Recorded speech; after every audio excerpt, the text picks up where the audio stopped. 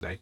You can see the ear canal that we have here is filled with this debris, matted with hair, and the difference in this particular case is that this debris is hard as nails. It is rock solid, and just as I was creeping in there with the suction probe, which is obviously pointless, the feeling that I was getting in my wrist was that of a pen onto a brick. So tapping a brick with a pen.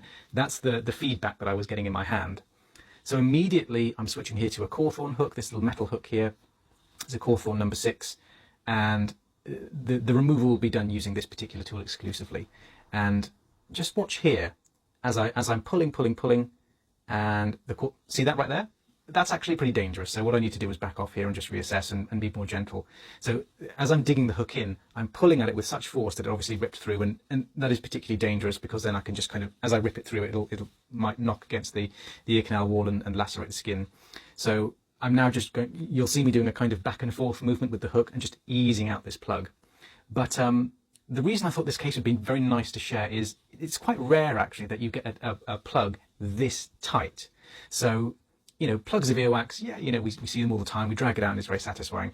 This particular plug was difficult to extract in the sense that the force required to pull it out was quite extensive.